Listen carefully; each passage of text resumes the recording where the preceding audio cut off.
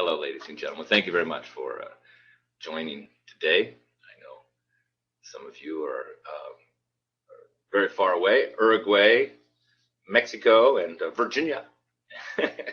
So today's subject I want to talk about, first summarize what we're going to cover, is very valuable. It's to help you to avoid having respiratory infection, colds, or flu for you and your whole family with just using simple herbs that you should be able to obtain. So we're going to cover this in three parts. One, we're going to talk about just how to build immunity to avoid infection, like during the winter time when people around you have infections and colds and runny nose. Then you want to build your immune system and protect yourself from this infection. So we're going to talk about herbs that are used for this type of building immunity and strength. A little bit we'll talk about some foods too, but that's not our content. But of course we must talk about diet and lifestyle to some degree to make it a complete protocol or treatment. And then second, we'll talk about what to do when you or loved one or somebody in your life has a different type of infection, whether it's respiratory, whether it's well, we won't talk too much about type of like toe infections and things like mostly respiratory, cold, flu, got a fever. So we know there's a bacteria that's taken hold and the immune system has been weak enough, so the person became infected, as we say. And but it's not serious yet in the early stages. So we'll talk about herbs to use in that stage. And then the third stage will be when we have a more serious, like ammonia or you have a fever, then we have to have stronger treatments and stronger herbs. So it's very important to use the right herb at the right time. We don't want to use too strong of a herbal formula or herbs when it's not necessary. And some are good for short term, like the strong ones, and some are good for long term, for prevention. So those are three areas we're going to talk about. So let's start first with just building your immune system, because that's what we need to be doing this time of year, is to build our immune system to avoid any type of infection. Because in fact, the bacteria is everywhere. I mean, I have people coming in my office. Today, my son had somebody coming in my office with his nose running and tissue going and setting the tissue everywhere and sneezing. So, when you have anybody around you, whether you're working in an office or a school and somebody else has this type of cold or flu, then you can be sure that it's in the room with you and it's there. So everybody's probably being exposed to it. So it's not like you can really avoid these bacteria. In fact, we all know that we have healthy and unhealthy bacteria in our intestines, and it's the same in the environment. There's healthy and unhealthy bacteria. So let's just talk about layers of defense now, because we can assume there's people around you who have unhealthy bacteria, and they're sneezing, and it's all over the room, and it's all over your office and your house. So the first line of defense would be to burn something. Try to take it out in the air before it ever gets to you, kind of like a missile defense system. I mean, why wait for it to hit? Let's try to take it out on the way over. So that's burn something. So what could we burn in the Native Americans? What did the Native Americans burn to clean out their respiratory system, avoid infection, and disinfect the whole environment and heal everybody in the sweat lodge? What? Sage, white sage. Yeah. So sage still works very good. This is like our natural disinfectant, like a Lysol. Just burn it and smoke out the room, particularly after people have all left, or to kill any type of airborne bacteria. That's very effective. I mean, and even breathing in the fumes yourself. So in fact, if somebody's quite ill, we can even burn the sage right in front of us while we're having a conversation with them. People have been concerned about coming in my house with their serious infection, and I just burn the sage between me and them. So there's like a big cloud of sage between me and them. So, this, and then I'm inhaling it, letting them inhaling it. So we're like disinfecting the whole air. So what would be another substance? Many things you could burn. I mean, you could burn chaparral. You could burn olive leaves, or you could burn. I think the Greeks were burning olive leaves. But what is Eastern European Orthodox and Middle Easterners burn to kill bacteria in the air? IT guy, do you know? To do what? To kill bacteria in the air. What else can we burn besides sage? What did the Eastern Europeans and the burn? That I was burning here today. Hint. Echinacea? No, burning in the air. Frankincense. Frankincense. Thank you very much. So frankincense has also been traditionally used, and of course, it has a wonderful aroma. So when my son's friend came over and he was sneezing, I burnt the frankincense to disinfect the whole room, and I sprinkled a little sage right on top of that, one of these little charcoal things. So that's probably the first line of defense. Just don't disinfect the environment. And of course, just keep washing your hands. And you don't need some of these very strong antibacterial soaps. I don't really advocate these. These are too strong. I mean, just some tea tree oil soap, a mild herbal disinfectant soap, and just washing your hands with hot water is a good defense. And even just salt water. That's a good, simple defensive mechanism. What can we do with salt water? Gargle, that's right. Gargle with sea. So we're at this early stage. We're just trying to prevent being infected, because this is the real subject we have here. We're not going to talk about the T cells and the endocrine system and macrophages and the intricacies of the endocrine system. We're just going to talk about practical ways that you can avoid to not be infected and go for years without having a cold or a flu or respiratory infection, even when people around you are having them. So burning sage, burning frankincense, is what I do, and it's very effective, very effective. So, and also, as Steve said, they're gargling with salt water. Salt is,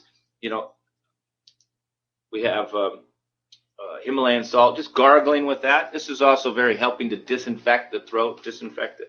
So what else could we do to build our immune system? Say we just want to make it a little stronger. We could use some household herbs. We could just start with a little ginger. Yep. Ginger, and we could have some cinnamon in it, and some licorice, which didn't make it down here. But ginger, licorice, cinnamon, these are mild antiviral, antibacterial, I wouldn't say viral, but antibacterial substances that will help to fight off infection and stimulate your immune system so it responds better. And another good one, of course, is honey. So honey, raw honey, and you can't boil it. So if you just, the simplest thing that you could be just drinking every day during this time of year would be just ginger, cinnamon, licorice. And if the ginger is too hot, you do more licorice.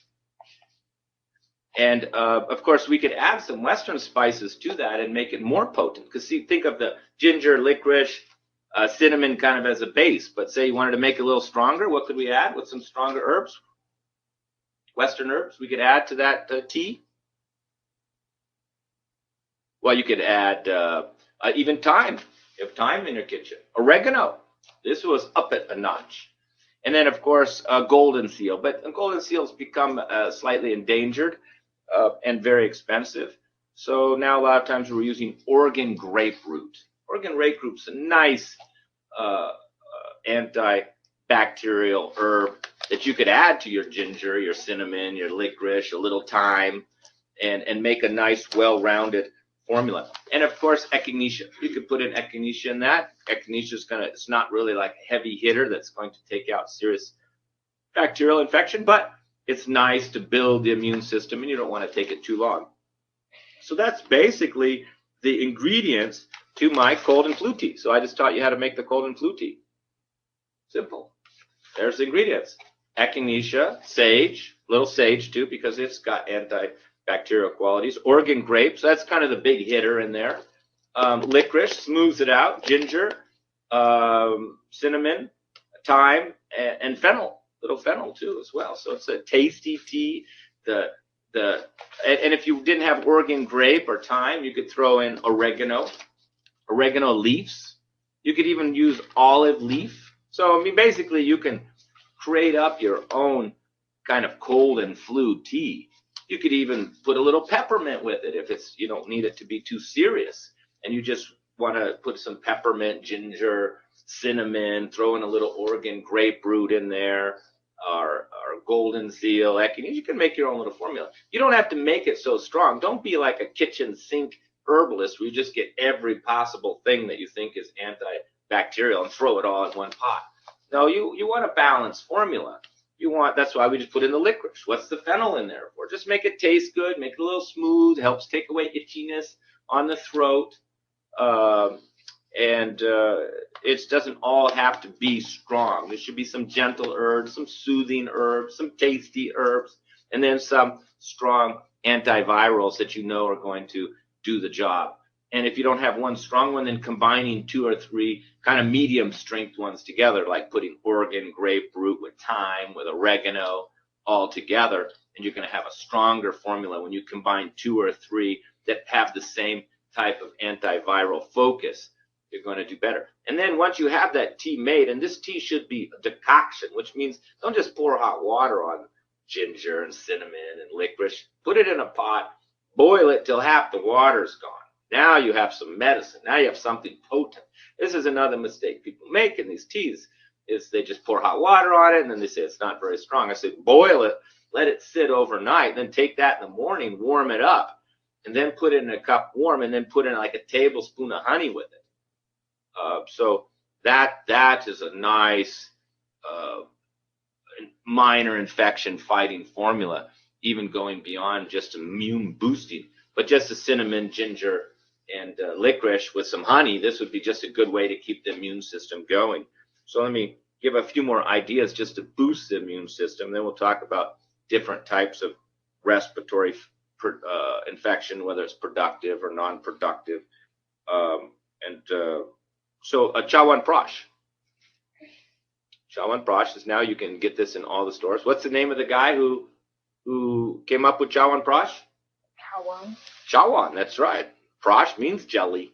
So 800 years ago, this old man, he was feeling a little weak, and he made this formula. And it's ghee with honey, and the main herb is amlaki. And now, of course, scientists are catching up, and they're realizing this amlaki is super high in vitamin C, antioxidants, and very good for inflammation, immune boosting. So it's used in Ayurveda as well for immune support, amongst other things. And that's one of the main herbs in here, but in fact, there's like 40 different herbs. But amlaki is one of the key ones. And this is like a gel. So you can give it to the children. You can take a teaspoon every day.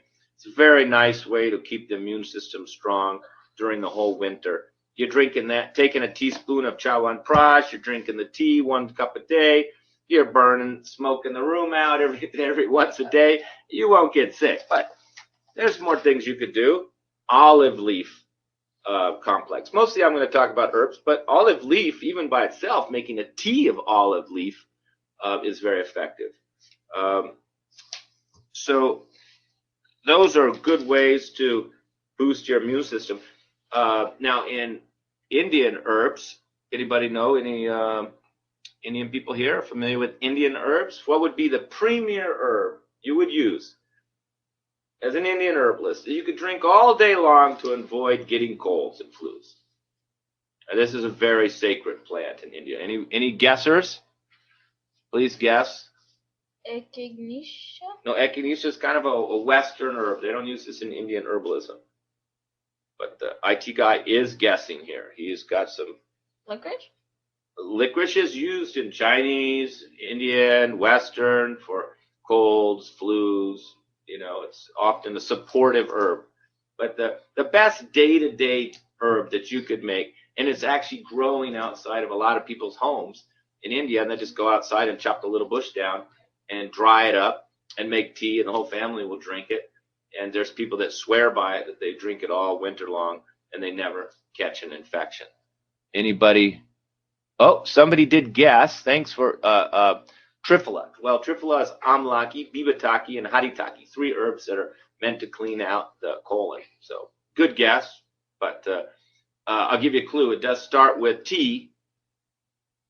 the best herb is Tulsi. I don't know if I have any Tulsi here or not.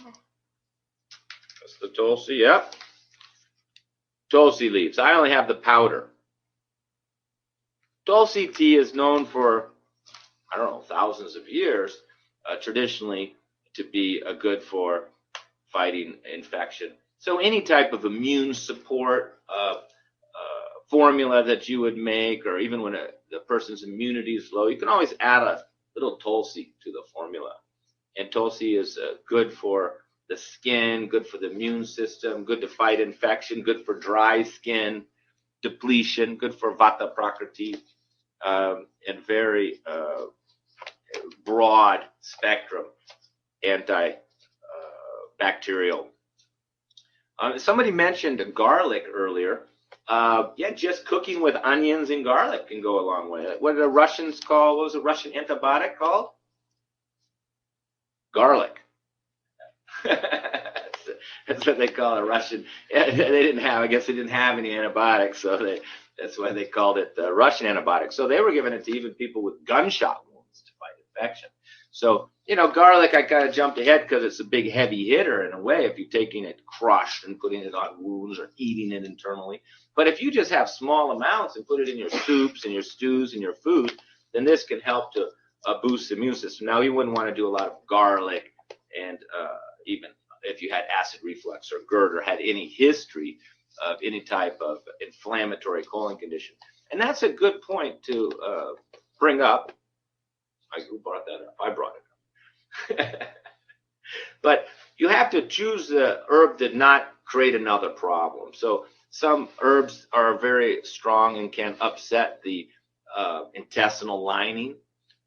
If a person doesn't have much mucosa in the stomach lining, maybe they're on a dairy-free diet and they have a strong appetite and a tendency for acidity or GERD, and you start taking a lot of garlic, then you could compound this problem. If you had somebody had a history of irritable bowel, inflammatory colon condition in the past, or even a chronic diarrhea, then you'd have to be very careful with things like garlic, you know, oregano oil, and be more gentle in your formulas, making sure you put more licorice in there and more fennel and coriander to make the formula more soothing and less irritating, and try not to use too sharp or penetrating herbs. Another herb that's become popular nowadays is Moringa. In fact, I found people just taking it every day, and they are not quite sure why. But Moringa is used to boost the immune system. Of course, there's counterindications to Moringa. Many of them I just mentioned because its qualities are heating, sharp, and penetrating. So if you've had a history of ulcers or stomach ulcers or ulcerations anywhere in the GI tract, or inflammation in the colon, then you would want to avoid Moringa. It also creates a burning sensation. So if you have any kind of burning rash, burning heat, burning skin condition, then you want to avoid Moringa. So all herbs have counterindications. You wouldn't want to take it. And it's a pretty potent herb, and it's generally would be mixed with other herbs. In Ayurveda traditionally, I don't think it's taken all by itself. I've never seen any examples of it. It's always, you know, with plenty of supportive herbs. So, and in Chinese herbalist, a little bonus here, because I'm not really a Chinese herbalist. What kind of herbs would the Chinese have? And I'm not an expert here, but I have a few. Schizandra berries, and then astragalus. These are two Chinese herbs to fight infection. So, you know, another herbalist can choose other herbs. It's not difficult. Even chaparral, it's a pretty potent antimicrobial, which if you took too much could be a little harmful to the liver. Again, most of these are not made for long-term use. The Chawan prash and some of the Tulsi tea, ginger, these are all good. Here's a formula that I have here, and it's got Tulsi, neem. Oh, what's the best Indian herb for fighting infection? Well, we're going to talk about the next level. Okay, now you have the infection. Now you got to get more serious.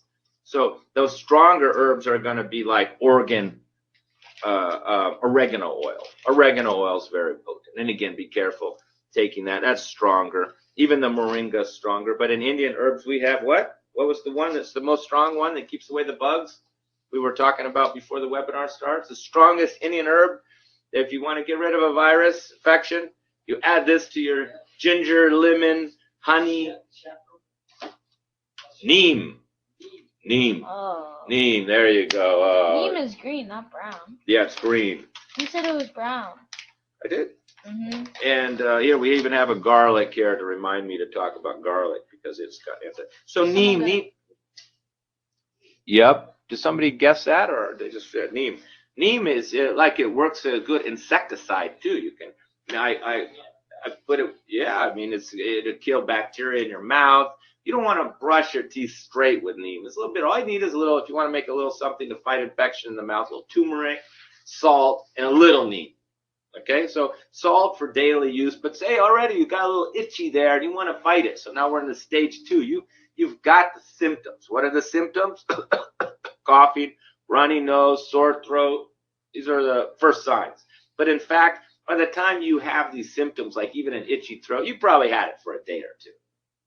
So it's already begun to spread. Already the immune system has been too weak to fight it off. That's why you want to be boosting the immune system every day and not even wait this long. But now you've got the first sign of infection. Now you need to up your efforts, because many people think I never have infection or cold or flu, but in fact I catch them every once in a while. But I notice it in the day or the evening, and then I hit it good and hard that night, even get up in the middle of the night and keep taking my herbs. So by morning, it's gone. So it's always easy to win the battle in the beginning. The easiest is be preventive. That's the easiest. Never worry about the battle, because you're always on guard, burning your sage and your frankincense and keeping your hands clean and drinking your herbal teas and taking your Chawan products. That's basically the path that I go. But if you do catch something, be ready to hit it hard. So you don't want to wait to call me or go to the health food store or Google online how to get rid of your respiratory infection. You need to have these herbs handy. So when you get the first sign of infection, like a runny nose, sore throat, headache, achiness, slight fever, you know you're infected at that point. So you want to hit it consistently, and that's when upping it, add in the olive leaf oil, start putting the neem in your tea. And having more doses instead of just 1 cup of that tea with the ginger, lemon, honey, cinnamon. Have it 4 or 5 cups a day. That would, and of course, diet should always be supportive. Once you have a respiratory infection, you want to change the diet immediately. You want to get out all dairy, all meat, all heavy substances, and lighten the food right away. So you're having very light meals like soups, onion soup, garlic soups, steamed vegetables, steamed rice, very light. And right away, you want to stop all dairy, particularly if there's any respiratory congestion. So if you have this respiratory congestion, we'll give you a few little like home remedies here, is honey and black pepper. So say you starts clogging up and there's congestion, then you get some honey and make it a little warm so it's not too sticky. It's better to, if you could heat up the honey with a double boiler, or just put it in a cup of hot water so it liquefies, and then put some really fine black pepper in it and mix that up and start taking in that and make your eyes run and start going. And what else can we use to clear up the respiratory? We're talking about now we want to clear up the respiratory. So once there's any blockage, menthol, that's right. Menthol, even eucalyptus. The eucalyptus rub, you can get the eucalyptus essential oil, mix it with some olive oil, sesame oil, and then rub it on the chest and under the throat. This will clear up the whole area. In fact, here's like a little chest rub. You can get chest rubs. These have menthol, eucalyptus, and I even make little eucalyptus breathers. I get a little bottle, put some salt rocks in it, and put drops of eucalyptus oil in it and inhale it. And it clears you right up. So any blockage, if you want to write this down, here's a note. Any blockage in the system has to be cleared quickly. breathing problems, respiratory. You want the nostrils on both sides clear. If you have to go take a hot bath and take some eucalyptus oil in there. And during the night, a humidifier is really one of the best things, is a humidifier. And a humidifier is you can put in your room and just add the essential oils like eucalyptus to the humidifier, and that just humidify the whole room, and you or your child will be clear in the morning. This is very effective for children, because once you get the sniffles and you get this blockage, your infection is only going to be 10 times if you don't get that clear. So taking a hot shower, steaming it out, putting a humidifier going, getting some eucalyptus oil, mixing it with some olive oil, covering here, a chest balm. You want to break it up clearly. Oh, and I have and the herb that you could use for this, what's the herb? We talked about it earlier. Best herb for clearing up respiratory problem, Western herb, is El Champagne. That's right. Yeah, El Champagne. So this is my lung formula here, lung tea. And it's, it provides relief from respiratory congestion, coughs, asthma, breathing problems such as bronchitis. The first ingredient, El Champagne. Second ingredient, colt's foot. Colt's foot's good for coughing, chronic coughing. And comfrey root. This is soothing. And marshmallow root or slippery elm, one of the two, because to soothe the esophagus, to soothe the breathing, soothe the throat. And then mullein. Mullein is also used for coughs, colds. And licorice root, again, antibacterial and soothing. Ginger, black pepper, or pipili. So that black pepper is the decongestant that's clearing out the bronchi, to clear it out. So pepper is always used in these.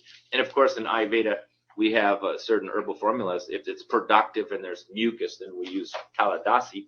And if it's telasadi, and if it's a dry, difficult breathing, we use stipulati. These are already Indian formulas that are made for this type of respiratory problem or cough.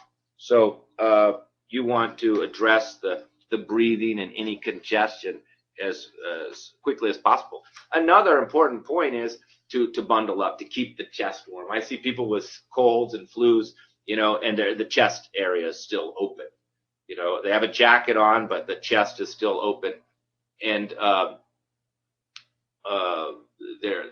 and you want to keep the throat very warm. This will help you a lot, both in preventive and, of course, once you have it. And even if you don't have, like me, if you don't have much hair, you want to sleep with a hat on and keep the head warm, too.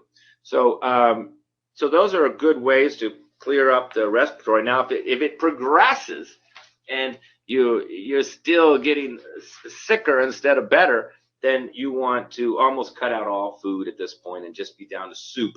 And you want to be taking a lot of stronger herbs like the Oregon grape, the neem, garlic soup, and be always keeping the respiratory clear.